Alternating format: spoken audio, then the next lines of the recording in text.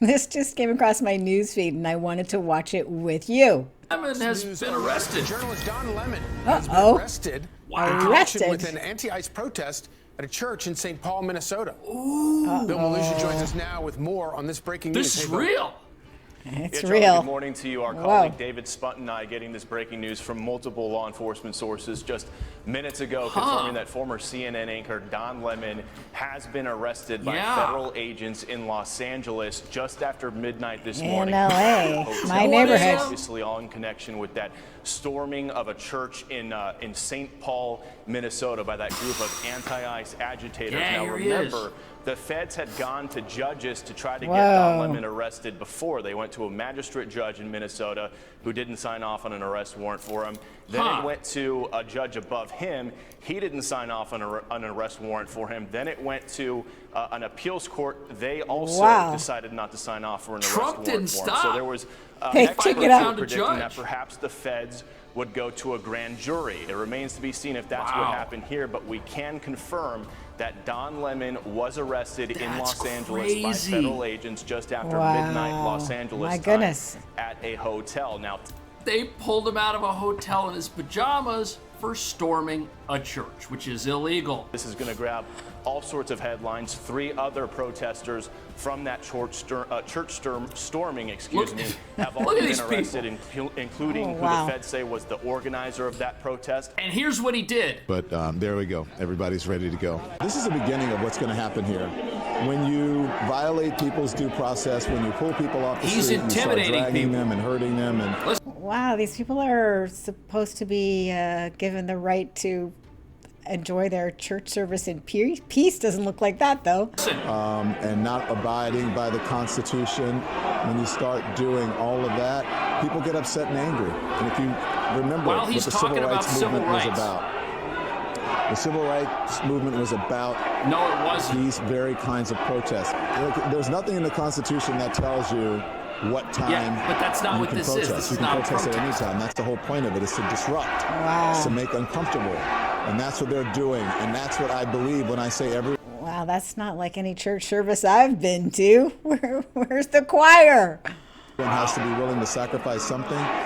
You have to make people uncomfortable in these times. If you see how... But the thing is, you're not supposed to do that in a church. But Don Lemon, he said that he was just out there being a journalist. Meanwhile, we've got evidence that suggests otherwise that he himself provided, which likely led to his arrest. Into Minneapolis a little bit ago, and did some reconnaissance on the ground, speaking to an organization there that's gearing up for resistance and protest. So was he covering the news, or was he being the news? Yes. I've been pleasantly surprised to see the community coming together. Wow. Diverse community. If you see this when we first pulled up. So it's alleged that he helped these people storm this church, that he helped them organize. He just said he did recon for purposes of entering a church and intimidating people and making them feel uncomfortable, which you can't do. These are resistance protesters. They're planning an operation that we're going to follow them on. I can't tell you exactly what they're doing, but it's called Operation Pull Up. So he knows what they're doing. And it's Takima Armstrong, and she has been doing this since George Floyd, Dante Wright, and others, where they surprise people, catch them off guard, and hold them to account. Intimidating so that's what we're people. doing here, and then after we do this operation, you'll see it live in these operations. After we do this operation, doesn't sound like he's observing or reporting on the news. Sounds like he is part of the operation. Surprise operations, again, can't tell you where they're going. But he knows where they're going, and he knows that it's not for purposes of obeying the law. Screaming and crying about Don Lemon's arrest this morning. I have a couple questions for you. You're calling this an attack on journalism. No, it was Don Lemon who was attacking a Christian church that was praying peacefully. You didn't care about attacks on journalism when Nick Sotor, Nick Shirley, Cam Higgins, Savannah Hernandez, Andy No, were all being physically attacked. James O'Keefe got death threats this week. They threw rocks, bricks, that did happen. Frozen water bottles at his car, shattered his windshield. They said they were going to kill him. That did Nobody cared happen. about attacks on journalism when that happened, so I don't think so. And then secondly, you say there's an attack on the First Amendment. No. This is a consequence that is happening for Don Lemon engaging in criminal behavior. Which that infringed exact upon the same First excuse was Amendment. used by Steve Freedom of Baker religion. when you arrested him for January 6th. He's a journalist that was covering January 6th, and there were dozens of these people. They're on our show all the time. Covering January 6th, I was a journalist. Nope, arrested by the DOJ. We don't like you, we don't like the politics, whatever. Yeah. Wow. That's how it works. It's a massive double standard. You're allowed to be a journalist as long as you're playing for the right team. If you're playing for the other team, if you want to do what Nick Shirley did, you want to go out there and expose the biggest scam in American history, everyone out there. Yay, Nick Shirley. I thought he did such a great job. Like, wow. Because, yeah, he's against fraud. And he, got heard by the Senate and he got, ignored by others. But good for you, Nick Shirley. That's when a YouTube journalist does a great job. Who's a quote-unquote journalist going to say, oh, that guy's not a journalist. Saying that you can't have it both ways. You try to have it both ways all the time. Don Lemon engaged in a crime. Don Lemon was part of a crime. You don't get to say I'm a journalist as a shield for get out of jail free every single time you commit a criminal act. And by the way, it was a grand jury of Don Lemon's peers in dark blue Minnesota that approved the arrest. Interesting. So Minnesota. I'm not going to hear you crying about nobody is above the law, and we're just going to follow the law, when now the law says Don Lemon committed a crime. There's going to be people that come out and say that he didn't get his due process, that this is vindictive persecution on behalf of the Trump administration for all the things that Don Lemon may have said about him when he was a CNN host. He's now a former CNN host, perhaps future prisoner. But these are the same people telling us that nobody's above the law and that ICE needs to be accountable, that Trump needs to be accountable, and now Don Lemon's going to be accountable. They don't like that. Or at the very least needs to be arrested and put on trial. So again, you don't get to have it both ways. You arrested Donald Trump on 92 separate charges. It's true. You don't get to have it both ways. That is true. Facing they arrested Trump. Right. For things Donald Trump didn't even do, for places Donald Trump wasn't even at. Sitting there, like, saying that this is about the First Amendment when you arrested Donald Trump for literally using the First Amendment. No, you don't get to have it both ways. So cry more. Ben has said all along that he was there. Wow. Wow. Really wanted to watch this with you. This is intense. Not as an activist, but as a journalist. What do you think? Let me know in the comments. I don't know what your thoughts are. He was saying those words, that was his excuse. Repeating that out loud when he was inside the church. But he clearly knew something was taking place that day with the protesters. He told his viewers on YouTube to stay tuned because there was something about to happen. He was careful not to have his camera crew walk into the church until there was a disruption. And I would urge people to go online and actually watch the YouTube video, see how it all went down. I think Lemon's reporting from inside the church was very valuable. He's getting arrested because of what he put on that YouTube video. That is the evidence against him. As a viewer, I learned a lot about how it happened, how it all went down. He interviewed some of the protesters in real time, yes. He also was interviewed a rioter. some of the worshipers. And I thought their comments were really insightful about what they went through, about how troubled, how scared they were by the disruption. People. At the same time, like I said, you learned a lot from the protesters about why they decided to show up there. They weren't believing protesters. That one of the pastors at the church also worked for ICE. Listen, you stop being a protester when you start breaking the law. That's the one thing everybody needs to figure out. Yeah, you got the right to protest, but you don't have the right to break the law. These are the protesters saying no one's above the law. These are the protesters that want to see Trump in prison because they think he broke the law. So, this video on YouTube, this is the real focal point. This video, it of course happened on a Sunday morning. This video was then streaming for everyone to see. And by Monday... Yeah, there's like, what's standing out to me here is there's a difference between being a journalist who's reporting the news, reporting something else that's happening, and somebody who's instigating a riot or causing the news to be happening, and then reporting on it. That's where the line gets blurry for me. But hey, I'm just watching this for the first time with you. What do you think? Let me know in the comments. Monday, the day after that incident, there was a lot of online outrage on the right. Many calls from MAGA loyalists to have Lemon arrested. I think an important part of the story here is the amount of pressure the Justice Department, Pam Bondi, and others have been under from the right to arrest Lemon. Oh, so they're saying that Trump is under pressure to arrest Don Lemon, that he doesn't even want to arrest Don Lemon, not because Don Lemon broke the law or committed a crime, but because people don't like Don Lemon. These statements almost make it sound as if people on the right would have been perfectly okay with Don Lemon storming a different house of worship that was not a Christian church, which I don't think anybody would think is cool either. And he celebrated what happened at this riot I imagine that it's he went to. uncomfortable and traumatic for the people here, but again, careful, it's very slippery right here. Yeah, like those little kids. It's uncomfortable and traumatic for the people here, but that's what really, careful, please, really slippery. He Not thinks kidding. that's okay. That's what protesting is about, and so. Wow. No, in a church, in a house of worship. Traumatizing families. You know what? These are the same people that say, oh, Trump's separating families, traumatizing families by closing down the U.S. border and stopping gangs and criminals from harming their customers and harming our country at the exact same time. And these are the same people that come out and that say, oh, Trump's trying to get families. He's trying to make America worse somehow. And here he is at a church. You have families fleeing the riot that he allegedly helped coordinate. And that's supposed to be something everybody's okay with. But what could he be charged with? It's a strange case. 5 different judges reviewed the evidence against Don Lemon. A magistrate judge who said no, a district court judge who happens to be the chief judge of the district who said no, and 3 appellate judges in the 8th Circuit said no. It is almost unheard of for the DOJ to appeal a denial of the issue of an arrest warrant. They went to the magistrate judge. Here's our evidence against the people that raided the church. We want to arrest all of them. The magistrate judge said there's evidence against this one, there's enough against this one, enough against that one. There's no evidence against Don Lemon. The district judge said no evidence against Don Lemon. The 3 appellate court judges refused to get involved, so they effectively agreed with what the lower judges had decided. So how did they arrest him? The only other way they could have arrested him legally is to have gone to a grand jury and presented the same evidence that these 5 judges said didn't exist and persuaded a majority of the grand jury to indict him. So that's where the contention over this is going to come from.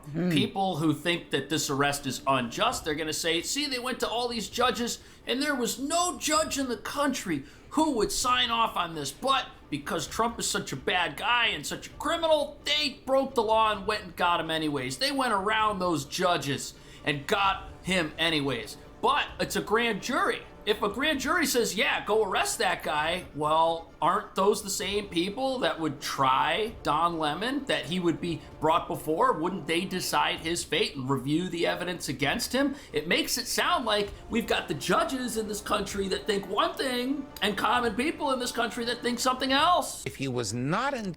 Well, grand jury, you'd think, I don't follow why that, yeah, all right. I don't see why the grand jury's ruling wouldn't stand and be respected, but I'm just learning about this with you as I'm watching this video for the first time. This is the breaking news, and this is Strategic Basics. I'm Aurora Winter, and I wanted to watch this with you. Indicted by a grand jury, then this was not an arrest, it was a kidnapping. Because you have these 5 federal judges saying we're not signing off on an arrest warrant. Yeah, but that's far-fetched, right? It doesn't appear to be a kidnapping. It's almost kidnapping, that's inconceivable they would have to me, loved because that. they know the law as well or better than I do, that they would have to have some legal basis to arrest him other than their own wish to arrest him, and that must have come from a grand already jury. getting So let's accused take it of on the merits of kidnapping. where it is today. They were able to at least secure some type of charge based on whichever evidence that we don't have to show just yet. But we don't know what it is. We don't know what it is, exactly. But we do know that he is in federal custody. Correct. He's in federal custody in Los Angeles. That's where they found him. Yeah. He's going to appear before a federal magistrate judge in Los Angeles. He'll be released on his own recognizance. Then he's got to appear before a federal district court judge in the district where the grand jury sat under the Constitution. That has to be the district in which the crime allegedly occurred, So which back to means Minnesota. back to Minneapolis, where all this started. Yeah. In Minneapolis. Now, he's going to the district where the crime occurred, which is where this church was, which is where these families are. And when you look at what's happening in Minneapolis, and you see these mobs, you see these hordes out there storming cities, destroying buildings, fighting with the federal government, that might not be the same neighborhood where people are going to church. You see, so there's a big discrepancy here.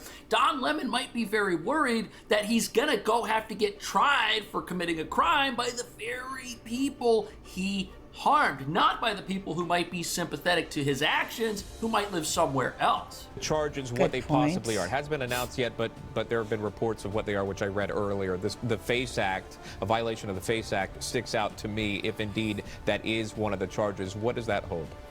What is well, that? He's if charged and convicted. Right. 5 years in jail if convicted. He's probably being charged, if I could guess, with conspiracy to violate the FACE Act. They probably have some people with whom he participated in conversations about how to get into the church. Yes. Because it does appear from the videos that he didn't do anything even remotely criminal. Even when the pastor asked him to leave and he did not leave. Well, the other journalist didn't leave either. I mean, does that make it right? Well, they have a great question, Sean. He doesn't. That is a great question. I mean, if the pastor asks you to leave, surely you should leave. Think that's enough. He doesn't think that Don Lemon getting in the face of the pastor who says you need to leave and then him refusing to leave is enough. But what likely is enough is the act of conspiracy, the fact that he was with these radical groups and he knew what they were going to do and he helped them coordinate how they were going to go do it so that they could go in and storm. Help them coordinate how they're going to do it. That doesn't sound like journalism.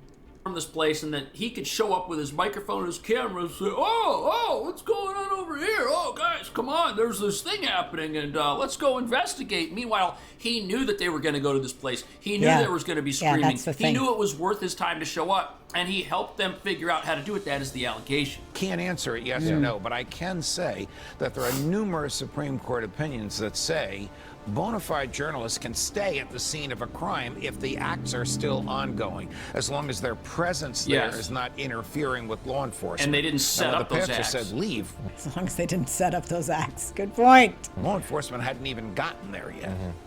Hey, but if it was found that he, along with the organizers of this, to go inside of that church and again stop that service. If he stopped the service, it's a federal crime. Okay. If he didn't. Whoa, if he stopped the service, it's a federal crime. Whoa. Okay. Leave when they said leave. That's simple trespassing. The feds don't even have the authority to prosecute. Conspiracy to violate the faith. Here's another question for you.